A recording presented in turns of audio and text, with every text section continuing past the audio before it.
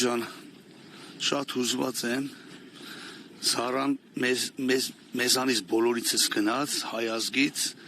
կարելի ասել հայազգի ամենատաղանդավոր սիրված դերասանուհիներից, արտիստներից, մենք շատ մտերիմ ենք եղել Զարայի հետ, այս երկու օրվա մեջ ես հուշերով դաժե YouTube-ով նայեցի իմ ու Զարայի տաքսի բաթլը, ինչ եմ ուզում ասեմ, առաջերտին Զարայի ընտանիքին եմ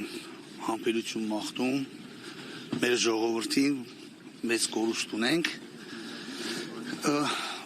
ու այսքան կամերաների առջև ես ինձ մի փոքր մեղավոր եմ զգում, մոտ 6 ամիս առաջ զանգեց ինձ, գոված, Կամու ջան, Սեդատ, աղջիկը դետ ինչ հրաշքայքում, ասի Զարա ջան, խոսք եմ տալիս կամ քեզ տեսնեմ ու չեմ գնացել, որի համար ներողություն եմ խնդրում իմ շատ սիրելի Զարային, ու որ դեպքը իմացա առաջինը զանգեցի մեր Կարենին, երկուսի, գիտեմ, որ Կարենը շատ մտերիմ էր, ասի Կարեն, եփա պանի խիդան թաղումը, ես անձամբ ուզում եմ, որ Զարայի թաղման օրը ես նվագեմ, բայց ստեղ էլ չեմ կարողանում, որտեղ առավոտյան 6-ին հանրապետությունից ես պետք է մեկնեմ,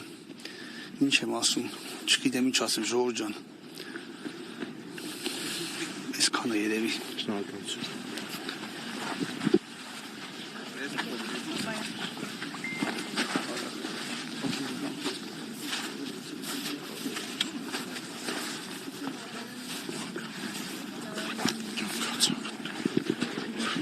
Ինչպիսին եք նրան, շատ ձեխուցել, ինչպիսին եք նրան։ Շատ դժվար է խոսել մի մարդու մասին, որ տարիներ շարունակ համհետ աշխատել ես, ապրել ես, ափսոս, հազար ափսոս,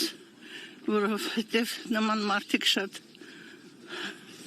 քիչ են, քչանում են, մեր կողքից հեռանում են, մենք միասին հեռուստատեսությամբ իրար հետ նկարվել ենք, աշխատել ենք միասին, այնպես որ դժվար է ինձ համար խոսել մի մարդու մասին, որ և պայծառ ինքը, կենսախին, ժպիտը դեմքին, գեղեցիկ, ու ափսոս ասում են, Աստված լավերին ա տանում, երևի ճիշտ են ասում, չգիտեմ, վերջերս զանգահարեցի, աչքը նշանվել էր, ասի շնորհավոր եմ, ասի Զար ջան, չեմ ուզում դու շատ խոսես, շնորհավորում եմ, արդեն չէր կարողանում խոսել կարգին, մի երկու բառ ասեց, ուզում եմ թորանս տեսնեմ, ափսոս, հազար ափսոս, որ չտեսավ թորնիկին, ինչ ասեմ, երկնային արքայություն, ինչպես ասում են, Աստված գրկաբաց է երևի ընդունում այդպիսի լավ մարդկանց։